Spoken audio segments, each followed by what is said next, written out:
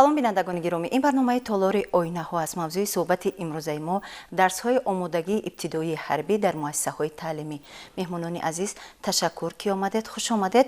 мавриди суҳбат қарор додани ин мавзӯъ бесабаб нест, чун шабу рӯзи даъвати шаҳрвандон ба сафи қувваҳои мусаллаҳ аст. бисёр мехостем ки дар самти воқеан ҳам омодагӣ ан ҳамин даъватшавандаҳо ба сафи қувваҳои мусаллаҳ суҳбате дошта бошем, чун воқеан ҳам замина аз муассисаҳои таълимӣ аст. сатҳу имконияту шароити дарсҳои омодагии ибтидоии ҳарбиро дар муассисаҳои таълимӣ мехоҳем ки матраҳ намоем. хуб, чӣ гуна ба роҳ монда шудааст? ташаккури зиёд. омодагии ибтидоии ҳарбӣ дар муассисаҳои таълимӣ дар синфҳои 10 ва 11 як соати дар як ҳафта дарс дода мешавад. вазорати маорифи ва илми ҷумҳурии Тоҷикистон дар ин самт хеле корҳоро ба анҷом расонда аст. аллакай китоби дарси омодагии ибтидоии ҳарбӣ 3 бор нашр шудааст. ине ки дар дасти ман бале, ине ки дар дасти шумо чопи охирон, ин ҳамин нашри сеюм бо тағйироту иловаҳо вобаста ба талаботи замони муосир. мо дар ин ҷо бобҳои терроризм, экстремизм ва ҳуқуқ дар низоъҳои мусаллаҳонаро ворид кардагием ки бояд хонандагони муассисаҳои таълими мо аз ин масъала хеле огоҳӣ дошта бошанд.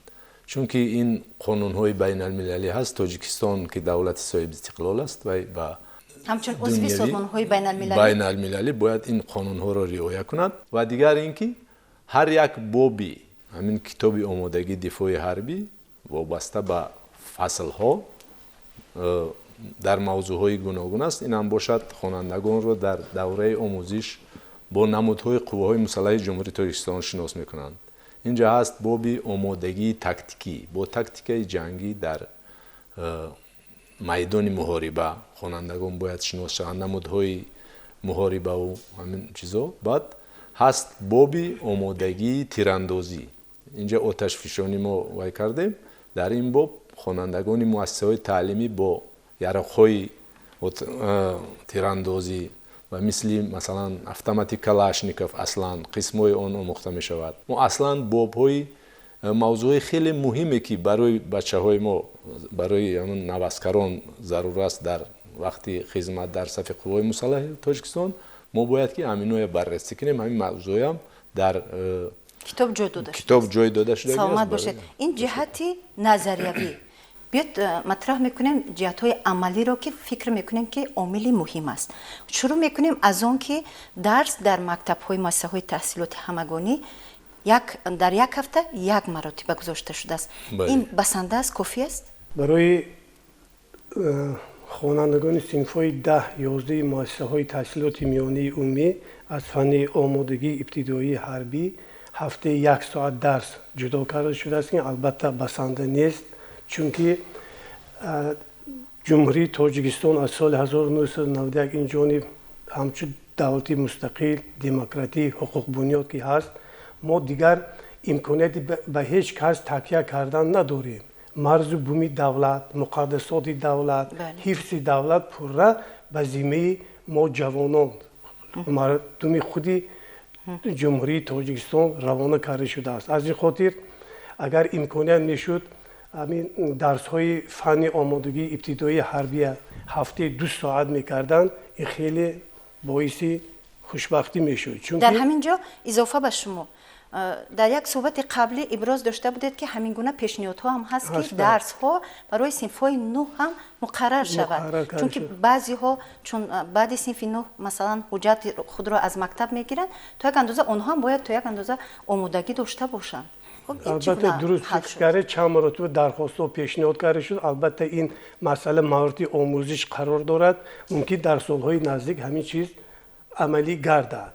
ва чизи дигаро хотиррасон кардан дар кор аст ки донишгаҳи ҷумҳуриявии такмили ихтисос дар муддати 1 сол зиёда аз 258 курси такмили ихтисос мегузаронад ки дар ин курсҳо бо фарогирӣ 6334 нафар омӯзгорон аз курс мегузаранд.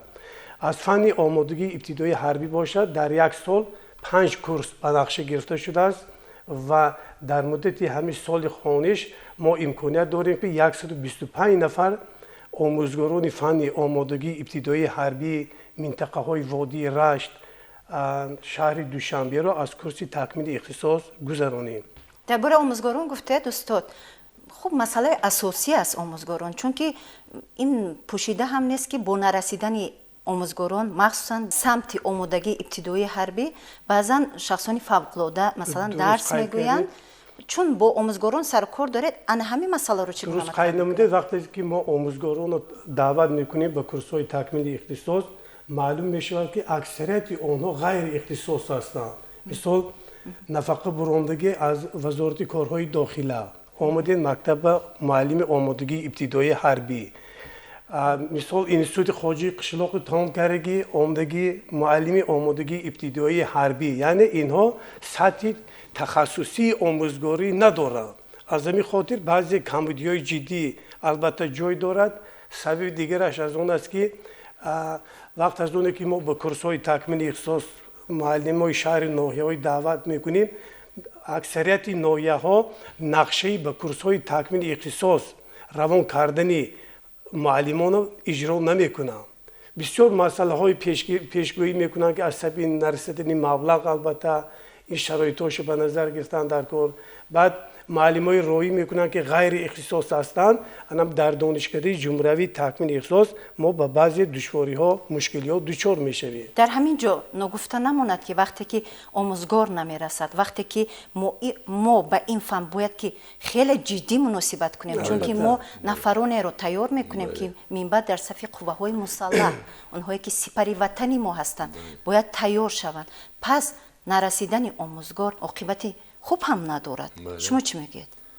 خب در همین راهنمای راهبر حربی که تیار کرده شده است، راهنمای فنی آمادگی ابتدایی حربی با وزارت معارف سپرده شده است، این باید که تا سال 2021 از نشر برآید. در همونجا ما درباره صلاحیت‌های نظامی راهبر حربی دستور دادگی هستیم و راهبر حربی باید شخصی معلومات عالی پداگوژی داشته و رتبه حربی داشته باشد. و واقعا هم شما درست قید کردید که بسیار نفرهای اینجا استادم قید کردن، نفرهایی که معلومات پداگوژی ندارن، با بچه‌ها وقتی که سر و کار میگیرن، اونها وقتی که پداگوژیک و پسیخولوژیا با این فن شناس نیستن، با همون بچه‌ها درس درست گذاشته نمیتونن. و اینجا یک باز مسئله پیش میاد که همین وقتی که آموزگاران نمیرسند، ما توصیه دادیم که همین نفرایی که واقعا هم از عهده آموزگاری میبرند و جوان به نفقه میبرند، همین از وزارت کارهای داخله و از وزارت مدافعه، ما بعضا هم خیلی توصیه دادیم که آنها باید که حتما در دانشگاه‌های آموزگاری حجت سپریده معلومات آموزگاری گیرند، چون که آنها وقتی که معلومات آموزگاری ندارن، خب با بچه سر و کار گرفتن نمیتونن. یعنی تو یک اندازه با همین طرز این مسئله رو حل بله. و این فن در دوره سن و سال نهایت نازک به بچه درس داده می شود، چون که بچه صنفی 10 و 11 نهایت نازک است، با وی کار گرفتن هم خیلی مشکل است. دوره تحول گذاریش. بله دوره گذاریش است. در این دوره بچه ها خیلی حساس هستند و آموزگار فن باید که نهایت معلوماتی پوره درباره روانشناسی داشته باشد که با روانشناسی پوره وای باشد، با هر یک بچه درست کار گرفته تواند. چون که خب اینجا یک نقطه با مهم هم هست که بچه ها در همین سن سال بسیار میخواهند هر یک مرد وقتی که جوان مرد میشود و میخواهد خود را نشان دهد. و اگر آموزگار ما بیشتر به ساعت‌های مشق صف ساعت‌های زیادتر جدا کردیم، چون که بچه‌ها ذوق به اندازه دارند برای مشق صف. و اگر آموزگار واقعا هم اگر آدمی حربی نباشد، مشق صف درست درس دادن نمیتونه، چون که این قاعده و قانون‌های خود دارد. بعد ما اونجا گفتیم که باید که آموزگاری فنی آمادگی ابتدایی حربی باید که یک آوازی افسری، کماندیرسکی گولس میگن، آوازی افسری جدی، همین چیزا رو باید به بچه‌ها آموزد. لیکن طرز آموزشش باید همین خیلی باشد که بچه‌ها به این ذوق به اندازه دارن، لیکن یکی اگر ذوقشون کاسته شود، دیگر با اونا کار گرفتن خیلی هم مشکل میشود، چون که این سین و سال خیلی که شما قید کردید خیلی نزدیک است برای چرا ما بچه‌ها. در این سم پرابلم داریم؟ مثلا چرا آموزگار نمیرسد؟ باید خاطررسان کرد که برای درست برای ماندن درس‌های فن آمادگی ابتدایی حربی در اکثریت مکتب‌های جمهوری چی میگه کابینت‌های فن آمادگی ابتدایی حربی قریب که وجود ندارد. این موضوع دیگر است. من حتما در این مورد با شما سوال میتیم، ولی برای چی آموزگار نمیرسد؟ ما اینقدر مؤسسه‌های تعلیمی یک چیز قید کردن در کور است که دانشکده تربیت جسمانی تاجیکستان پورا به همین کار سر و کار دارد و کادرهای رتبه‌داری افسری را تیار میکند، هم از جهت پداگوژی و هم از جهت حربی.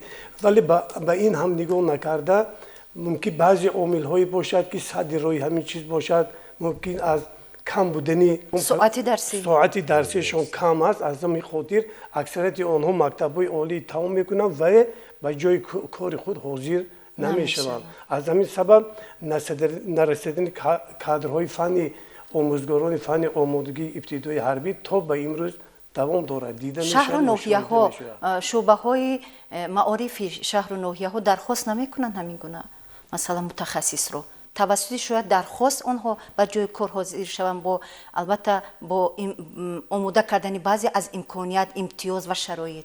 اینجا این خیلی که تشکر ایجاد اکثریت دانشجویی که مکتب‌های عالی تمام میکنن آنها طریق شرطنامه‌ای میخونن. از همین خاطر وقت از اون که آنها طریق شرطنامه‌ای خوندن با آنها هیچ کس قریب که دخالت کردن نمیتونه و خواهشش باشد میتونه با اون مؤسسه تعلیمی رود، خواهشش نباشد نمیرود.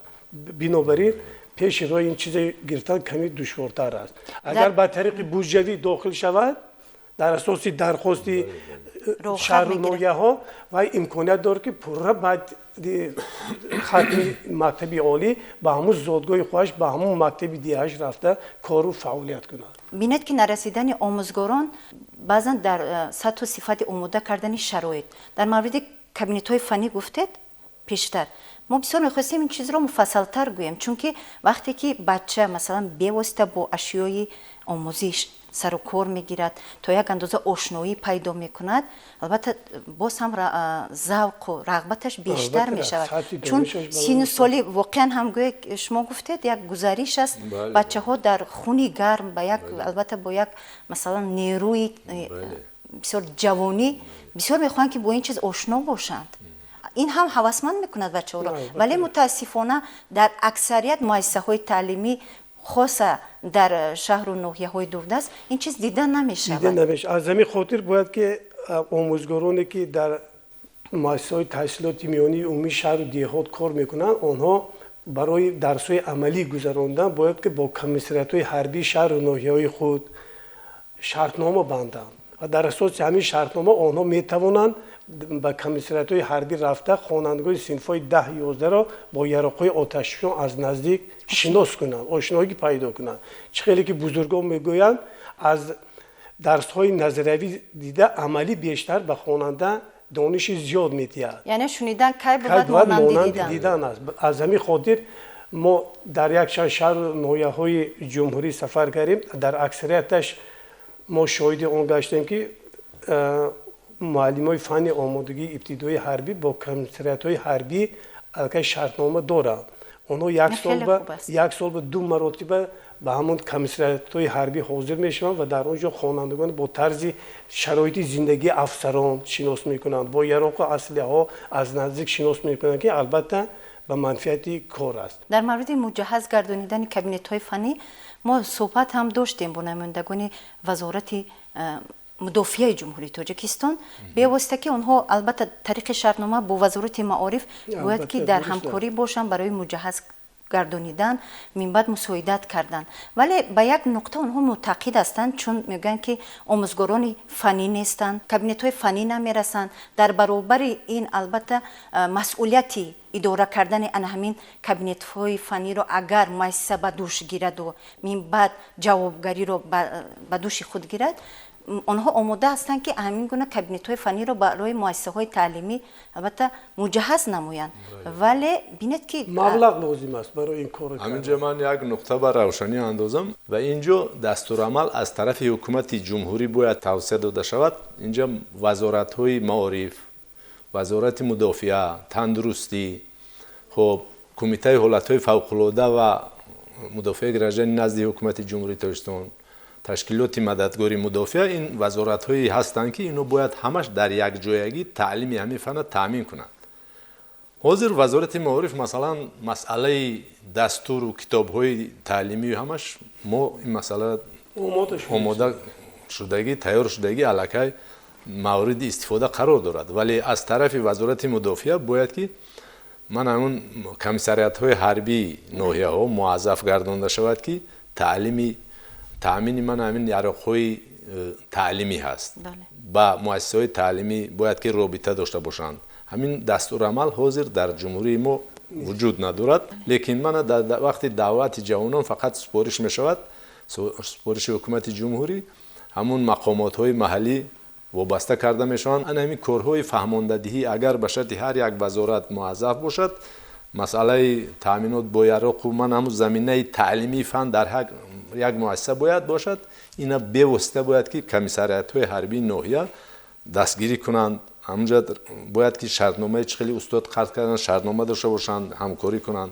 خب در من و رابطه با تربیت وطن پرستی خوانندگان وزارت تندرستی باید که مسئله من همین با موادهای طبی اونجا چون که یاری اولین طبی بچه‌ها میخوانند باید که اون موادهایی که ضرور هست باید تامین کند هر یک مؤسسه تعلیمی را. مثلا ما سالهای قبلی در درس‌های آمادگی ابتدایی حربی جوان پسران البته آمادگی حربی رو میخوندن، ما همچون همشیره یا که آماده میشده. بله هم خیلی هم این گپی شما به همین یعنی بله این هم خیلی هست، فقط هست موضوعهای مهمی که اینجا یاری‌های اولی رساندن در کار در حالت‌های فوق‌العاده، مثلا بازداشت خونروی وقتی که خونروی ارتریوی یا وینگی سر میشود اینجا باید که همون هر یک نفر یاری اولین داده تواند، چون که اگر به شرط همینجا اگر یک دقیقه وقت همگی ضرور می شود همین دقیقه با اگر شما یاری رسانده نتونید آدم میتواند که فوتد. برای همین تیز همون خونروی را بازداشتن در کار ما همون موضوعهای مهمی که بود همین در کتاب وارد کرده پیشنهاد نمودیم، بچه ها را آموزگارای ما این موضوع را درس میتین.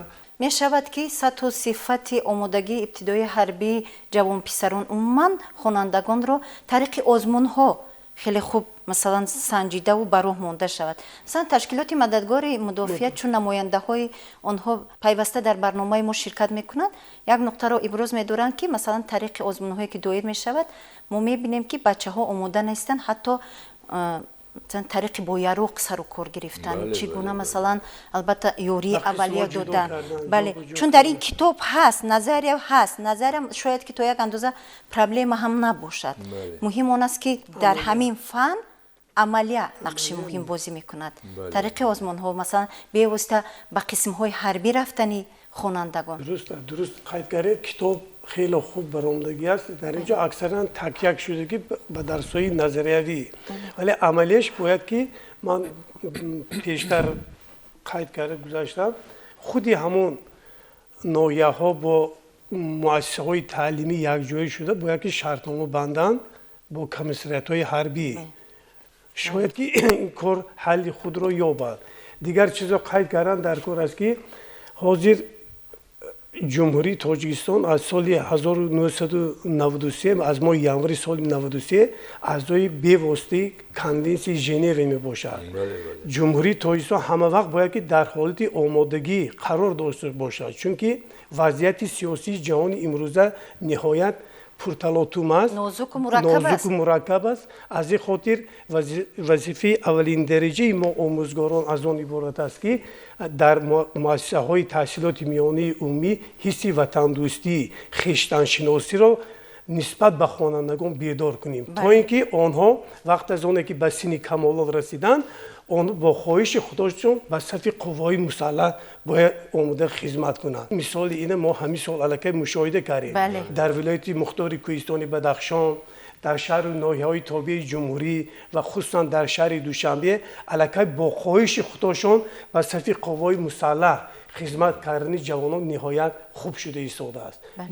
باوری کامل است که در سالهای من بعد باز این چیز خوب و بهتر می شود و ما پره باوری داریم که جوانان امروزی ما مرز بومی دولتی ما را به چنوچرا حفظ و محافظت می‌نماید. البته مقصد صحبت ما هم همین است که پیوسته مثلا وزارت اداره های موظف با مسئولیت به این مسئله مناسبت کنند.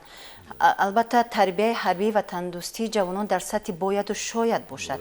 آنها را می‌خواهیم که البته با خواهش خود به صف قوه‌های مسلح ما روند، با اراده قوی، با یک نیروی سازنده، با یک حس بلند وطنخواهی در صف قوه‌های مسلح ما خدمت کنند، وطن ما را حفظ کنند.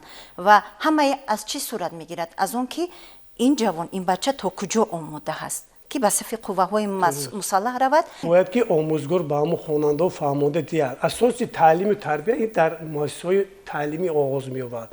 مثال در مؤسسه‌های تعلیمی ما تعلیم تربیت میگوییم، در قسم حربی علاقه ترتیب و انتظام است. اینا دو مفهوم‌هایی میباشند که از یکدیگر جدا کردن امکانیت ندارد. آن وقت از اونه که معلم در مکتب به شاگردای خودش درباره حس وطن دوستی، تربیت حربی وطن دوستی، گذراندن هر گونه بازی‌های حربی ورزشی، مشق‌های ورزشی آماده می‌کند. این البته حسی انمو جوان‌ها را نسبت به وطن خود بیدار می‌کند. فهموندن در کار بچه مفهوم وطن چی است؟ وطنداری چی است؟ اگر بچه به همین مفهوم‌ها درست سرفهم رود، آشنا شود و البته بعد از ختم مکتب بی‌واسطه میتواند خودش با خواهش به صف قوای مسلح آماده خدمت نماید. در مورد همکاری ها گفتیم مثلا کمیسریات های حربی باید در این سمت جدی‌تر باید باشن، به خاطر که در همکاری با مؤسسه های تعلیمی واخوری ها تشکیل کنند. واخوری ها با افسران بی‌واسطه مثلا جای بدی ندارد اگر آنها به قسم های نظامی روند، از شرط و شرایط، از امکانات های خدمت آشنایی پیدا کنند. چون که در تصورات بسیاری از بچه ها همین گونه است که گویا که خدمت در صف قوه های مسلح قدم زدن میان 4 دیوار است، ولی اونجا امکانات های دیگر از کسب آموزی ها هست. البته قوه های مسلح ما، ارتش ما ارتش 25 سال پیش نیست. این ارتش خیلی آب و تاب یافته است با امکانات های خیلی فراخ که ما میتوانیم با آواز بلند گوییم که مثلا این ارتش میتواند با تمامی مسئولیت وطن ما را، مردم ما را حفظ کند. ما بعضا به مؤسسه های تعلیمی سفرهای خدمتی داریم. من با کدام مؤسسه‌ای که داخل نشم اولو از همون صنف‌های 10 و 11 دیدن میکنم و با بچه‌ها خیلی صحبت هم میکنم.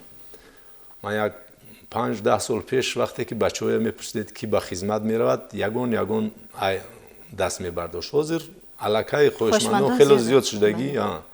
من همین 2 هفته پیش در ولایت سوخت بودم، در شهر کنی بودم، در مکتب رقم 1 تا آموزگاری فنی آمادگی دفاعی حربی خیلی هم صنفخانه را به طرزی من همین تعلیم صلاحیت نوک اورا دادگی نصیب باشد. از من در این مسئله همون تعلیم صلاحیت نوکی فن در هر یک شماره من مجله ها بررسی کرده استودم و همینم باید که من یک با معلمان جمهوری بررسی کنم. من همون مکت میگن، همون میدان محاربت در بین ماندگی بچه ها از روی همون محل آموزگار درس میتید چخیلی که در تعلیم صلاحیت نوک باید که بچه من همین خیلی ما روبرو باید باشیم، آزاد باشیم با یک دیگر فکرها من آزاد گفته توانیم. همین تعلیم من علاقه دیدم در مکتبی رقم 1 شهر کنی بودم، خیلی از این هم شاد شدم و با بچه های هم صحبت داشتم. بچه ها اکثریت خواهش دارن که در صفای قوای مسلح علاقه خدمت کنن. صفای قوای مسلح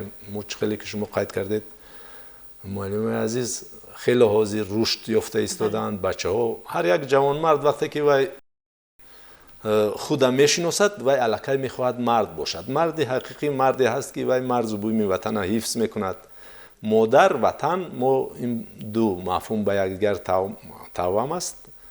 مادر از فرزند خود دفاع میطلبد. این چون این وطن هم همین خیلی چیز است و بچه های ما حال این مسئله ده علاقه فهمیششون هست، خواهششون هست و ما پیوسته باز کوشش میکنیم که زیادتر شود. من همون باز یک چیز دیگر هم با قید میکنم که این برنامه فن همراه راهنمای آموزگار فنی آمادگی ابتدایی حربی تیار است در وزارت معارف.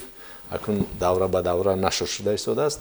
شاید تا سال 2021 وعده کردن اگر از نشر برآید علاقه رهبران حربی ҷумҳурии мо аз масъалаи ман ҳамин маводҳои таълимӣ ҳечи танқисӣ намекашанд. саломат бошед.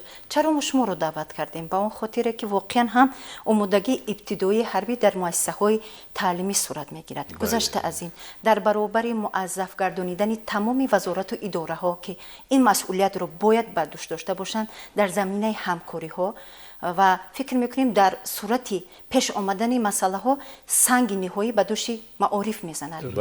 ин ҷои пӯшида нест. ба ҳамин хотир фикр мекунем ки воқеан ҳам вазорати маориф бояд боз ҳам ҷиддитар, боз ҳам бо салоҳият, боз ҳам бо талаб дар ҳамкорӣ бо дигар вазорату идораҳои муаззаф ин самти масъаларо бояд ки ҷиддитар ба роҳ монад то минбаъд воқеан ҳам нафарони сидқан омода бо зеҳну нерӯи созандаи ватанхоҳию ватандӯстӣ ба сафи қувваҳои мусаллаҳ раванд.